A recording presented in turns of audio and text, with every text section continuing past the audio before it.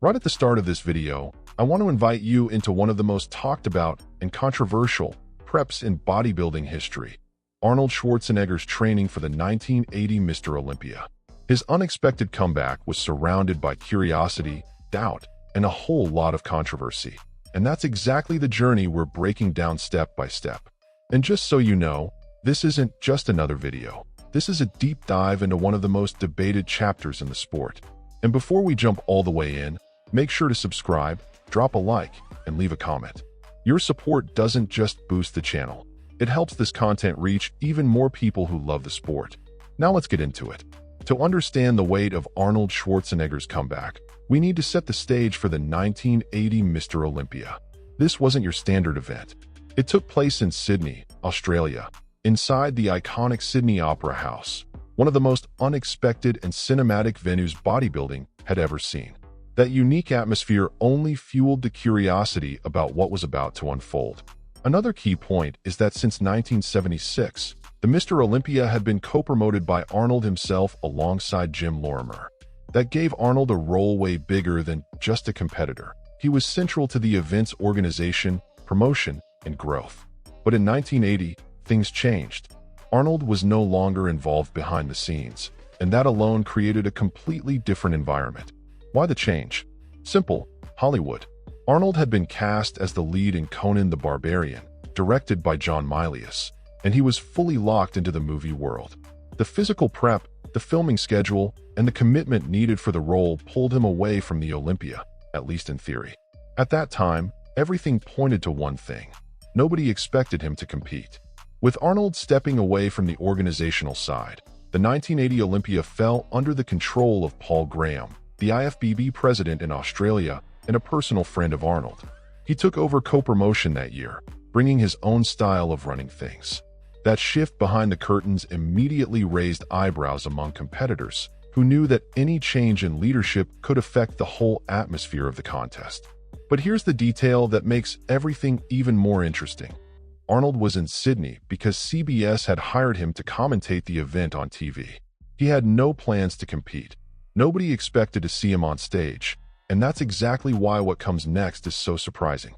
To understand why Arnold Schwarzenegger decided to compete at the 1980 Mr. Olympia with zero initial planning, we need to look at what was happening behind the scenes of Conan the Barbarian. Filming, which was supposed to follow a strict schedule, kept getting delayed.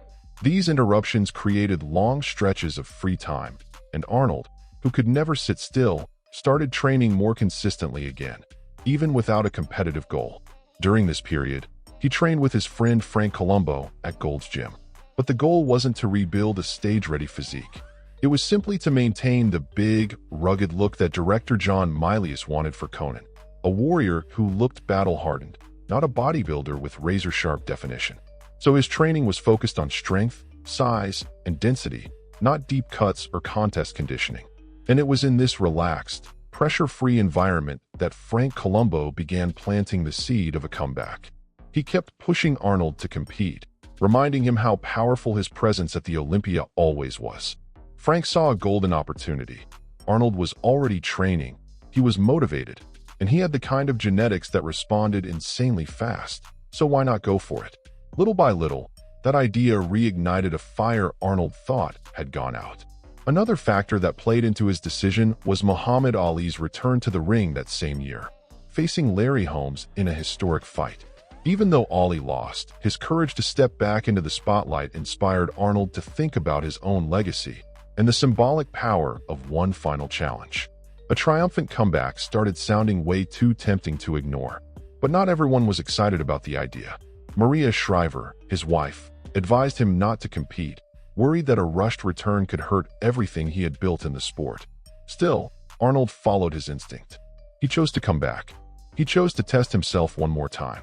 He chose to take on a challenge nobody imagined he would accept. And that's where things get intense. He had only 8 weeks to prepare for the toughest stage in the world. Once Arnold finally decided to compete, the clock was already working against him. He had just 8 weeks left to prep for the most demanding stage in the bodybuilding world. For most athletes, that kind of timeline would be unthinkable, but for Arnold, it was almost a personal challenge. He knew there was no way to build a whole new physique in that short window, But he had something most people didn't: insanely fast muscle response and years of experience from the golden era.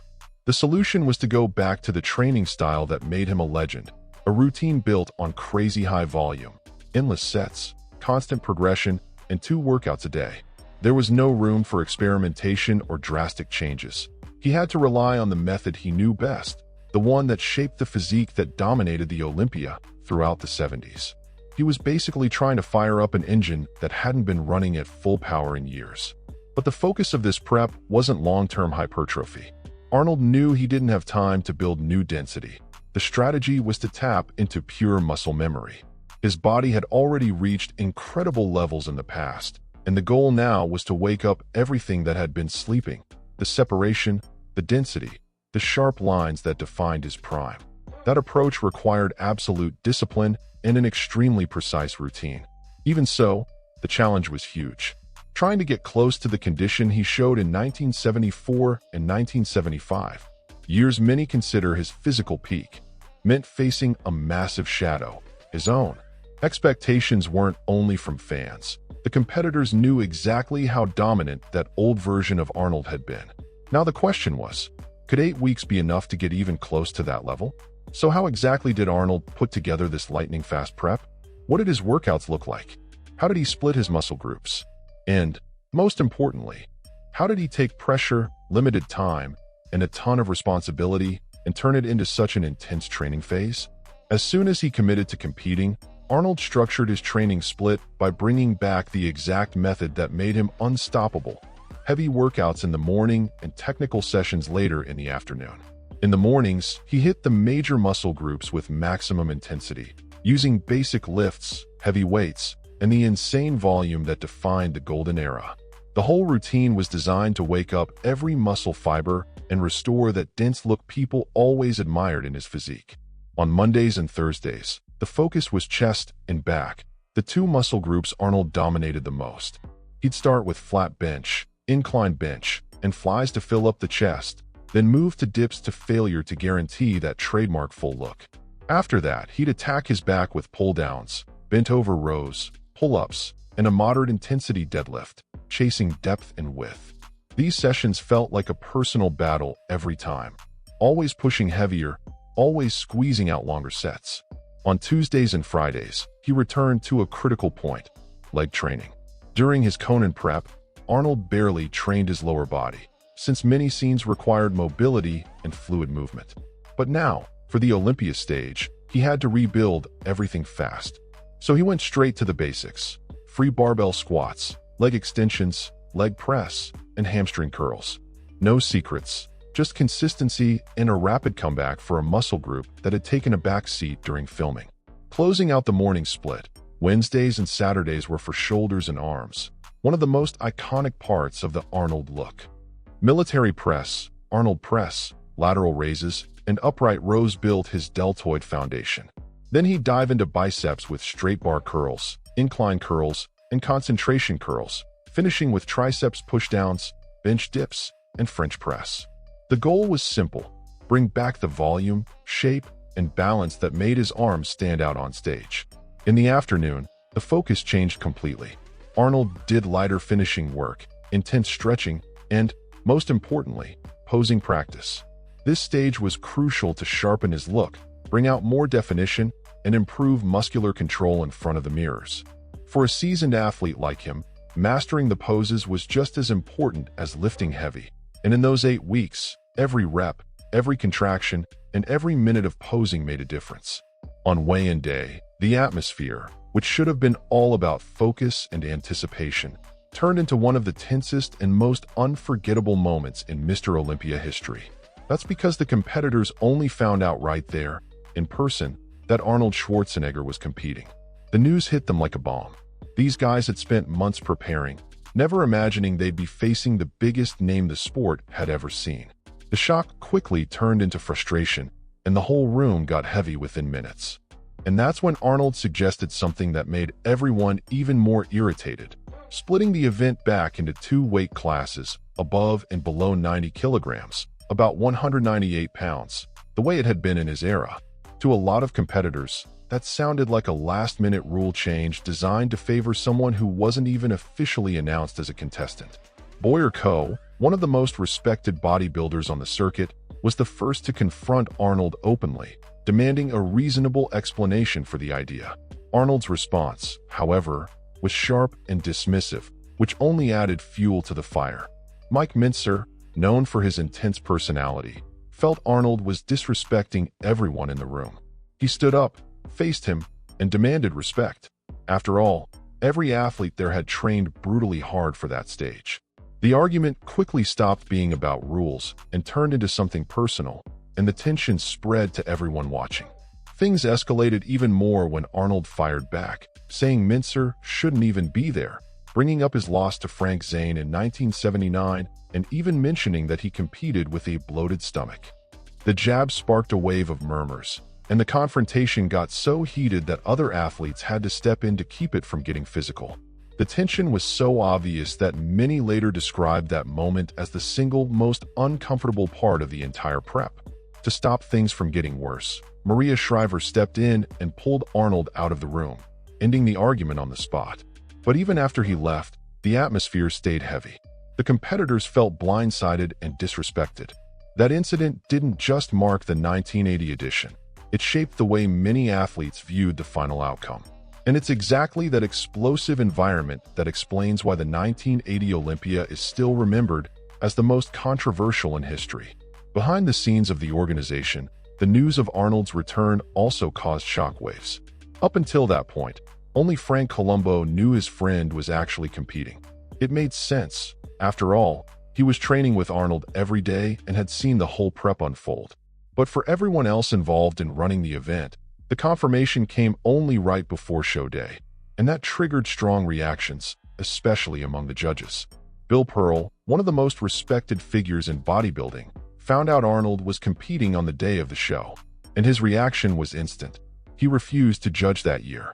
For him, judging a contest where he had personal and professional ties would be a conflict of interest, especially since he had helped Chris Dickerson with his prep, one of the top contenders for the title.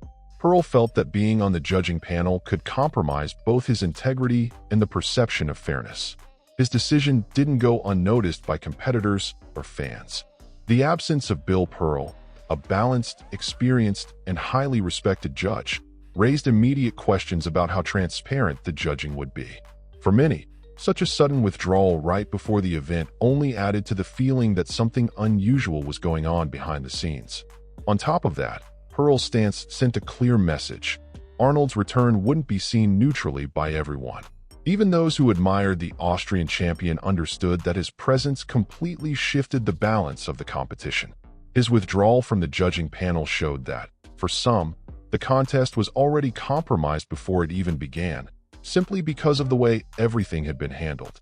And after reviewing Arnold Schwarzenegger's entire journey toward the 1980 Mr. Olympia, it's clear that even with an extremely short time frame, he threw himself into a brutal, complete preparation. 8 weeks of heavy training, double sessions, technical work, strategic adjustments, and an almost superhuman effort to revive the form that made him the greatest athlete of his generation. No matter what anyone thinks about the final result, one thing is undeniable. Arnold committed fully to a challenge nobody expected him to take on. So in the end, were 8 weeks really enough for an athlete like Arnold to climb back to the top of the bodybuilding world? Or was it, despite his insane genetics and massive experience, simply too little time to reach the level needed to win such a competitive show? These are the kinds of questions that keep every bodybuilding fan curious. Another point worth thinking about is the physique Arnold actually brought to the stage. Did he have the density, the presentation, the volume? Or did he fall short compared to those legendary 1974 and 1975 versions?